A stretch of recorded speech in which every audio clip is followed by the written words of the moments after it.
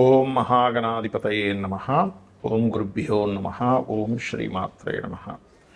అరుణాం కరుణాతరంగితాక్షీం ధృతపాశాంకుశపుష్పబాణచాపాం అనిమాదిభిరావృతాం మయూకై అహమిత్యేవ విభావయే భవానీం. శ్రీమాత్రే నమ. మనం ఈరోజు దక్షిణాయనం ప్రారంభమై 6 నెలలు ఉంటుంది. ఈ 6 నెలలు కూడా ఏ లగ్నాల వారు, లగ్నం తెలియదు రాశి వారు ఎటువంటి పరిహార మార్గం చేసుకుంటే మీ యొక్క పూర్వజన్మ కర్మలు తొలగుతాయి, అదొకటి. రెండవది, 6 నెలల్లో ఏ నెలలో ఎటువంటి కర్మలు ఆచరించాలి, అందులో ముఖ్యంగా దైవిక కర్మలు నేను చెప్పేది, సహజంగా చేసుకునేటువంటివి లేదు. ఇక్కడ date of birth, time, place, రాశి, నక్షత్రము, లగ్నం తెలియని వారు కూడా ఏ నెలల్లో ఈ 6 నెలలు ఇటువంటివి ఆచరిస్తే మన కర్మ తొలగుతుంది. మరియు ఇది శ్రావణ మాసం కాబట్టి శ్రావణ మాసంలో మనకి ఎవరెవరికి ఎటువంటి ఇబ్బందులు ఉన్నప్పుడు ఎటువంటి దానములు ఇచ్చినట్లయితే బాగుంటుంది అనేటువంటి విషయాలు ఇప్పుడు మనం తెలుసుకుందాం.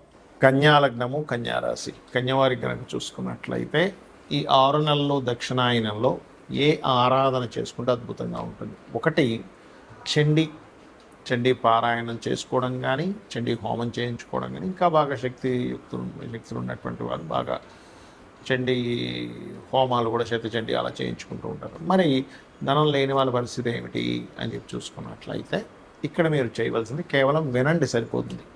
చండీ విన్నా సరిపోతుంది, యూట్యూబ్లో పెట్టుకోండి. అయితే కన్యవారికి ప్రధానంగా ఇంతకాలము 12వ స్థానంలో కుజకేతువులు ఉన్నందుకు విపరీతమైన ఖర్చులు, విపరీతమైన స్ట్రెస్ ఉన్నటువంటిది. ఆ కుజుడు లగ్నంలోకి వచ్చుకుంటున్నాడు. కాకపోతే ఈ లగ్నంలోకి వచ్చినటువంటి కుజుడు వల్ల కూడా కొంత స్ట్రెస్ ఉంటుంది. ఈ స్ట్రెస్ తగ్గాలి అంటే మీరు ఎక్కువగా చేయవలసినటువంటిది దానములు ఎక్కువగా చేస్తుండాలి. నువ్వులు ఎక్కువగా దానం ఇస్తున్నాడు. నువ్వులు, మినుములు ఎక్కువగా దానం చేస్తుండాలి మీరు, అప్పుడు ఖచ్చితంగా బాగుంటుంది. అలాగే మరొక విషయం ఏంటంటే నువ్వులు, మినుములు, కందులు కూడా ఇవ్వండి, లగ్నంలో కుజుడు కదా కాబట్టి. అయితే ఇది జూలై 28వ తేదీ నుంచి ఒక 45 రోజులు మాత్రమే ఉంటుంది. ఇది 6వ స్థానంలో రాహు ఉంటూ శని ఎప్పుడైతే వక్రించి వస్తున్నాడో ఇది కొంతవరకు విదేశాల్లో ఉద్యోగం రావడానికి మరియు కొంత మీరు అనుకున్నట్టుగా సాధించడానికి పరాక్రమ యోగాన్ని ఇస్తుంది ఇక్కడ. అదేవిధంగా మరొక విషయం ఏంటంటే ఈ కాంబినేషన్ ఏదైతే ఉందో ప్రత్యేకంగా కన్యాలగ్నం వారికి కొంత స్ట్రెస్ని ఇస్తున్నప్పటికీ మీరు ఎప్పుడైతే వెంకటేశ్వర స్వామి యొక్క ఆరాధన, చండీ పారాయణం వినడం, చదవడం ఇవి చేయడం వల్ల, లేదా దుర్గా హోమాలు చేయించుకోవడం వల్ల ఈ దక్షిణాయనంలో చక్కటి ఫలితాలు వస్తాయి. కాకపోతే ఎవరికి కూడా అప్పులు ఇవ్వడం తీసుకునే విషయంలో కాస్త జాగ్రత్తగా ఉండండి. ఎంతైనా కూడా 6లో 2 పాపగ్రహాలు ఒకవైపు శత్రువుపై జయాన్ని ఇస్తున్నా అప్పు విషయంలో కొంత ఫ్రాడ్ జరిగే ఛాన్సెస్ ఉంటాయి. ముందుగా ఈ రాసుల్లో సూర్యభగవానుడు ఈ ఉత్తరాయణం అంతా కూడా భూమి నుంచి నీరు ఏదైతే ఉంటుందో గ్రహించి నీరు పలానా ఏవేవైతే తీసుకోవాలో తీసుకొని దక్షిణాయనంలో మొత్తం వదులుతాడు. అందుకే మనకి దక్షిణాయనంలో వర్షాలు పడ్డం జరుగుతూ ఉంటుంది. మరి ఆయన అంత పని చేస్తున్నాడుగా, సూర్యభగవానుడే లేకపోతే పరిస్థితి ఏమిటి, అసలు ప్రపంచమే ఉండదు ఇంకా అక్కడ.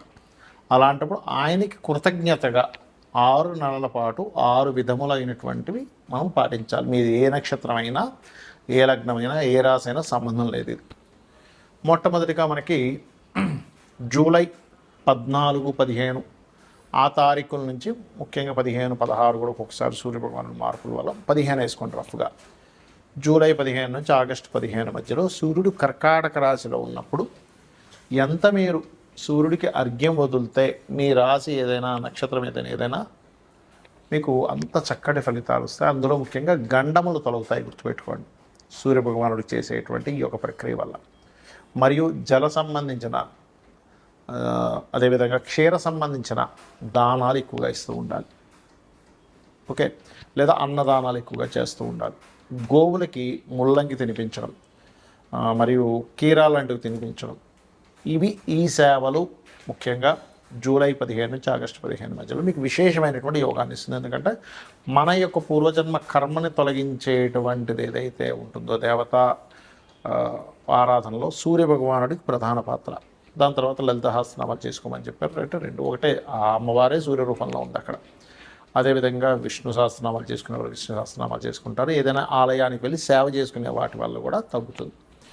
ఇక రెండవది ఆగస్టు 15 తేదీ నుంచి సెప్టెంబర్ 15వ తేదీ మధ్యలో ఎంత సూర్య నమస్కారాలు చేసుకోవడము. అయితే ఇందులో రెగ్యులర్గా చేసే ఈ 6 నెలల్లో కూడా సూర్యుని వదిలిపెట్టకూడదు ఎక్కడా కూడా. మరియు గణపతి యొక్క ఆరాధన సూర్యరాశుల్లో కేతు ఉన్నాడు కాబట్టి ఖచ్చితంగా పాటించాలి, గుర్తుపెట్టుకోండి. అందులోని ప్రత్యేకంగా ఆగస్టు 15 నుంచి సెప్టెంబర్ 15 మధ్యలో ఎక్కువగా మీరు హోమాది కార్యక్రమాలు, అందులో ముఖ్యంగా సుదర్శన హోమం చేయించుకోవడం చాలా మంచిది. ఇక సెప్టెంబర్ 16వ తేదీ నుంచి అక్టోబర్ 16వ తేదీ మధ్యలో మీరు వీలైనంత మట్టుకు గుర్తుపెట్టుకొని దానములు ఇవ్వండి. ఆ దానాలు కూడా మీకు ప్రస్తుతం నడుస్తున్నటువంటి మహాదశ ఏమిటి, అంతర్దశ ఏమిటి, దానికి ఎవరు అంటే ఉదాహరణకి రవి నడుస్తుంది అనుకోండి, రవి మహాదశ అంతర్దశ నడుస్తుంది, గోధుమలు, చంద్రుడైతే బియ్యము, కుజుడైతే కందులు, బుధుడైతే పెసలు, గురువైతే శనగలు, శుక్రుడైతే బొబ్బర్లు అంటే అలసందలు అంటారు, శని అయితే తెల్ల నువ్వులు ఇవ్వచ్చు లేదా నల్ల నువ్వులు తీసుకునే వాళ్ళంటే ఇవ్వచ్చు. రాహు మహాదశ అంతర్దశ నడుస్తుంది అనుకుంటే మినుములు, కేతు అయితే ఉలవలు దానంగా ఇవ్వాలి. ఇది గుర్తుపెట్టుకోండి.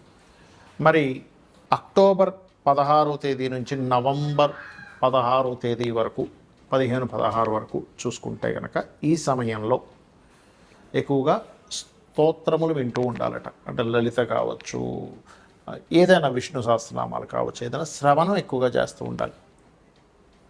పఠనము, శ్రవణము, లేకపోతే శ్రవణం లేకపోతే సహస్రనామాలు పఠనం చేయడం, ఇవి ఎంత చేస్తే ఈ మాసంలో అంత అద్భుతమైన ఫలితాలు ఉంటాయి. ముఖ్యంగా ఈ మాసంలో చేసే వాటి వల్ల మీ యొక్క కామ్యము నెరవేరుతుంది, గుర్తుపెట్టుకోండి.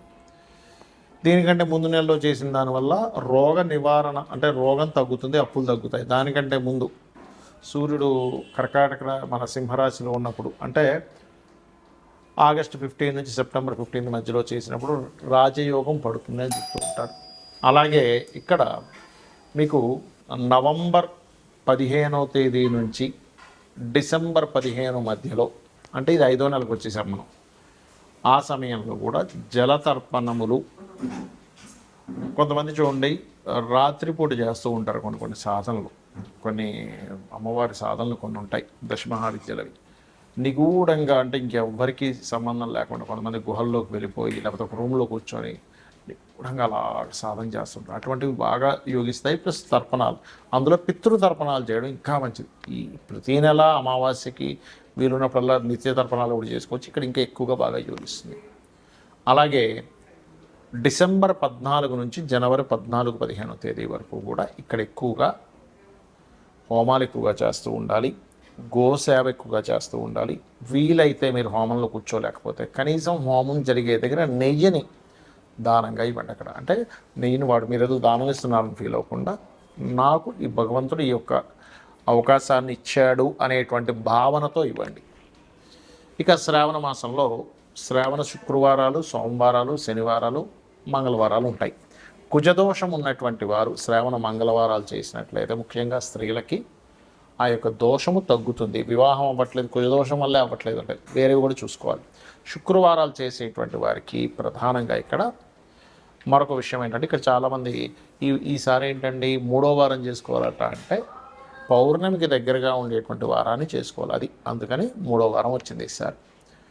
దానివల్ల లక్ష్మీ ప్రాప్తి, శ్రావణ సోమవారాల వల్ల మానసిక ప్రశాంతత లభిస్తుంది. కొంతమంది శ్రావణ శనివారాలు కూడా చేస్తారు, దానివల్ల శని దోషాలు తగ్గుతాయనేటువంటి ప్రతీక. అయితే ఇవి మీరు భక్తి శ్రద్ధలతో, భక్తి శ్రద్ధ భావన నిరంతరం చేయడం, ఉన్నారనేటువంటి భావనతో చేయడం చాలా ముఖ్యం. చాలామంది అంటుంటారు ఏమంటే చాలా పూజలు చేస్తున్నాం, చాలా యజ్ఞాలు చేస్తున్నాం, చాలా హోమాలు చేస్తున్నాం, చాలా దానాలు చేస్తున్నాం, ఏమీ అవ్వట్లేదు, మీరు ఏమీ ఇవ్వట్లేదు అని మనసులో ఎప్పుడైతే మననం చేస్తూ ఉంటారో మననాత్రాయతే ఇది మంత్ర అంటే మనం ఏదైతే మననం చేస్తామో అది మంత్రంగా పనిచేస్తుంది. కాబట్టి కృతజ్ఞతా భావనతో చేయండి, అన్ని విధాలా బాగుంటుంది. ఆ లలితాంబిక అమ్మవారి యొక్క అనుగ్రహం కూడా మీకు కలగాల మనస్ఫూర్తి కోరుకుంటూ శ్రీమాత్రే నమః.